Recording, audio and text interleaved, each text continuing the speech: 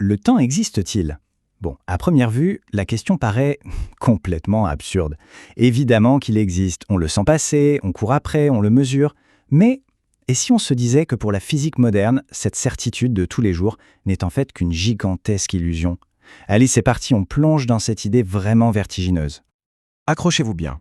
Cette phrase, ce n'est pas un poète qui l'a écrite, mais un astrophysicien, Marc Lachiaiseray.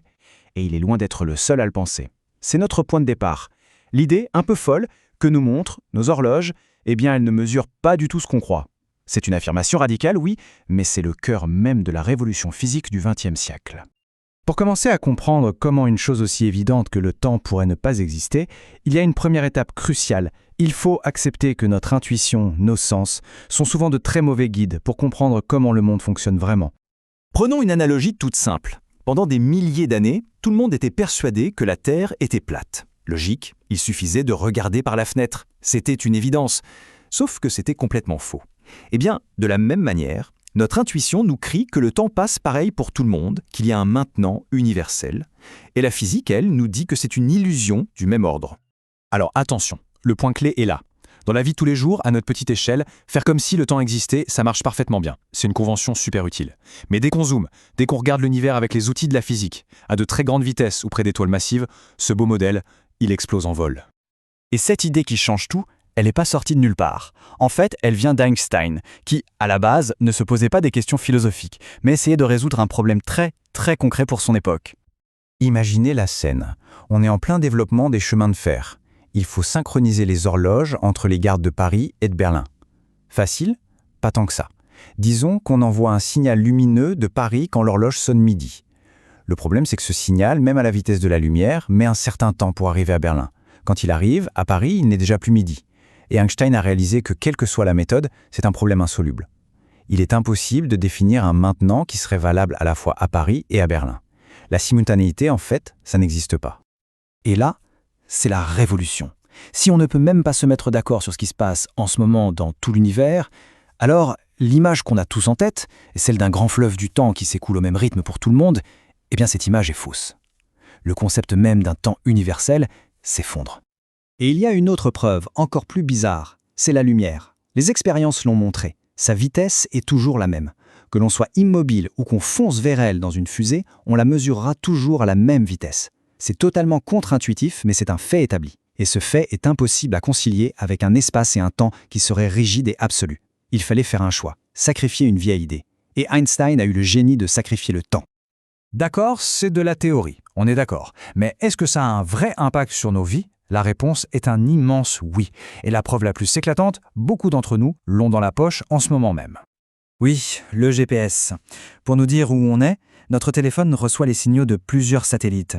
Et ces satellites embarquent des horloges atomiques d'une précision hallucinante. Le truc, c'est que ces horloges, vues depuis la Terre, ne tournent pas au même rythme que les nôtres. Et cette différence, ce n'est pas juste un détail pour physiciens. Si les ingénieurs qui ont conçu le GPS avaient ignoré ça, s'ils avaient supposé que le temps était le même partout, le système se planterait de 22 km chaque jour. En une demi-journée, il serait complètement inutilisable. Mais pourquoi cette différence? C'est à cause de deux effets prédits par Einstein. D'abord, les satellites vont très vite, ce qui ralentit leurs horloges. Mais ensuite, ils sont plus loin de la Terre, donc dans un champ de gravité plus faible, ce qui, au contraire, les accélère. Le deuxième effet l'emporte, et au final, leurs horloges vont un tout petit peu plus vite que les nôtres. Le GPS fonctionne parce que ces calculs prennent en compte le fait que le temps n'est pas universel. L'illustration la plus connue de ce phénomène, c'est le fameux paradoxe des jumeaux. On imagine deux jumeaux de 20 ans, l'un reste sur Terre, l'autre part dans une fusée ultra rapide pour un voyage qui, pour lui, dure 10 ans. Quand il revient sur Terre, il a bien 30 ans. Sauf que son frère, resté sur place, en a 40. Il a vieilli plus vite.